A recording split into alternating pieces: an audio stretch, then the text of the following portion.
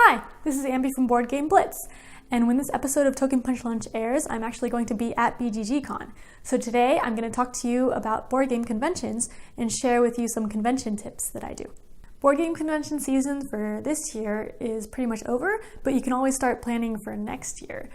One thing that's really important to do with bigger conventions is plan ahead, especially if the convention is not local to you. You'll need to buy airplane tickets and buy tickets to the convention because those can sell out early.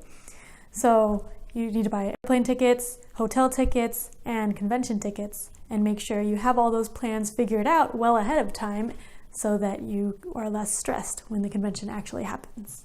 I tend to like gaming conventions where there's a lot of open gaming and you can play a lot of games. So I like conventions with big libraries, with new games and old games that I haven't played and I get to try.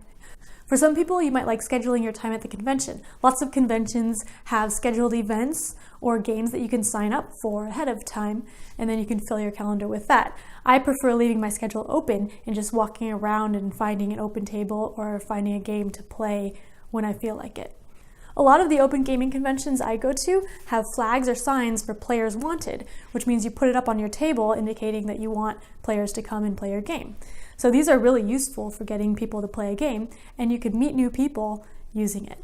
If you have open time and want to play a game, you can wander around the main hall and look for players wanted signs, and you can just join in on a game, which is really neat.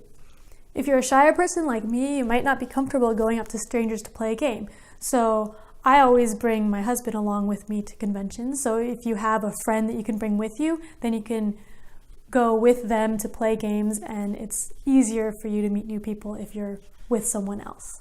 If your goal is to try out a bunch of new games, a lot of times the convention has a list of the games in their library on their website.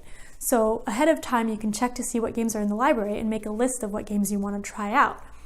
One really important thing to keep in mind when you're at a convention is to stay hydrated and eat enough.